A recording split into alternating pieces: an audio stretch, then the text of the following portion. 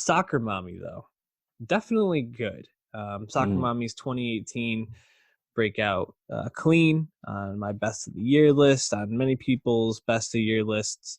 Um, you know, songs like My Dog, your dog. Your Dog. Don't want to be that. So don't want to be my dog or your dog.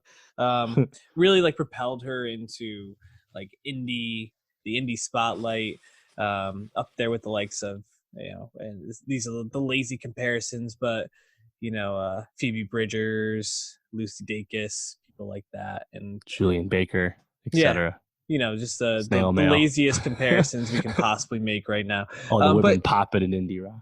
yeah, but she does have that sound, and it was interesting because with Clean, there were some songs that were pretty fast, high energy, and then the ones that really hit that were emotionally stirring were the more slow, uh, not as tempo driven songs, and uh, this second album, Color Theory from Soccer Mommy, it feels like Sophia Allison really just wanted to make a 90s like indie album. Like she was going for uh, the Pete and Pete style. I don't know if you even know what Pete and Pete is, Dave. You're a youngin, but it was a Nickelodeon television show.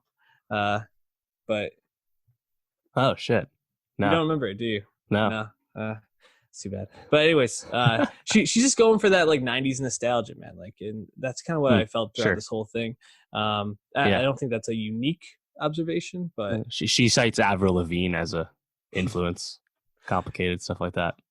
yeah, it's funny. I don't really hear a lot of Avril on No, I this. don't hear it either, but you get the sense that if she was making this music at the formative years that she cites for her influences, it would be much more successful and more mainstream just because Mhm. this kind of stuff was more popping back then, you know? Now she's Yeah, kind of just reduced to being like a A-lister in the indie scene, which means she's only kind of famous, you know? right. And I guess like as I'm listening to this album, the thing that really stood out to me is this is a lot sleepier, and it could have used some more of that up tempo-ness from Yeah. Clean. But I think that her writing and just her overall crafting of these lower lower tempo, sleepier songs is more pinpoint on this album. So I think that while it's not as good of an album as Clean, there's progression from her as an Yeah. artist that feels very exciting. How did you feel listening to this? I don't think this is very much up your alley. Uh, you know, it's funny. I've listened to all her stuff, including those two Bandcamp albums, which are now on streaming. So this is really her fourth Mm-hmm. album since 2016 at that. Pretty prolific output for someone who's only 22. Mm-hmm. So I think that in general, just she's a very exciting artist. Um, yeah, I actually throughout the whole discography, I liked her a lot more than I expected. I like her a lot more than say Julian Baker, some of her other contemporaries, just because I think she does a really good job of generally maintaining an upbeat sound, even when she's kind of talking about sadder stuff. You know, generally it's a lot of acoustic guitars usually, Mm-hmm. but for whatever reason, the way it's uh, living next to the drums, like I just really like the instrumentation generally throughout. So it just holds my attention. And in this case, on Color Theory, I think the first three tracks is an awesome sequence: Bloodstream, Yeah. Circle the Drain, and Royal Screw Up. That shit hits.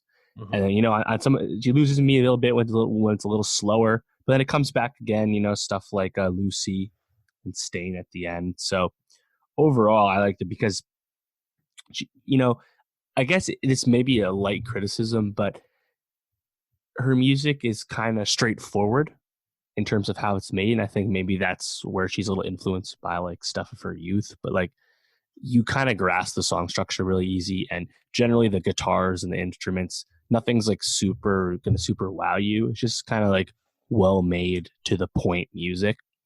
And when you have that with her really strong, consistent songwriting, uh, it just makes the songs really easy to grasp because I think they're either easy to hear, so easy to Mm-hmm. listen to. So I enjoyed this quite a bit. Yeah, I agree. The first three songs really stood out the most to me. That trio at the beginning is incredibly strong. I also thought Lucy, which is one of the singles, Hmm. really filled in the back half pretty well. What makes this a tough listen for me in a sense is um, the grooviness that a song like Your Dog really brings, where like it has that like thumping bass line, is kind of lost in this.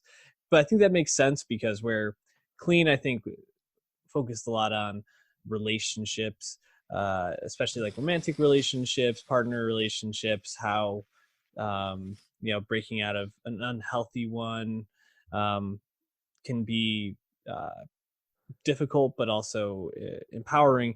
This really focused a lot on um, Sophia's relationship with her mom, and her mom who's dying of cancer specifically, Hmm. especially near the back half.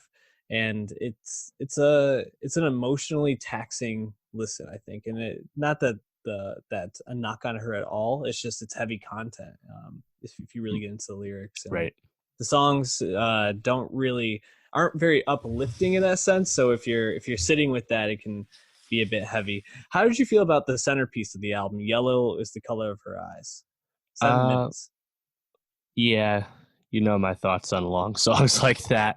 Mm-hmm. Um, Honestly, I think the highlight circle the The drain. Drain. Yeah, Yeah, um, song is fucking awesome. emotional highlight anyway. So yeah, I think it's this kind of makes sense as a progression from Clean to Now because she's progressed in terms of acclaim, and she's talked about in profiles recently about how as someone on an indie label, she really just makes her bones touring like most Mm-hmm. musicians. So her life has certainly changed a lot recently, and combine that with the personal issues she's going to get into, obviously with the family. Um, you know, she's changed, so it makes sense that her music has changed a little bit too. Mm-hmm. We're poised to be talking about these female artists in the indie sphere this year, as I think Phoebe Bridgers is gearing Yeah. up for an album. Just dropped a great single, Garden Song, which is on our playlist. Waxahachie just dropped a couple of songs and it seems like they're gearing up to drop an album as well. So we'll be talking more, and I think we'll be comparing these as well. So maybe we'll do some rankings at the end of the year or something like that. But Soccer Mommy, Color Theory, definitely worth the listen. Check that out.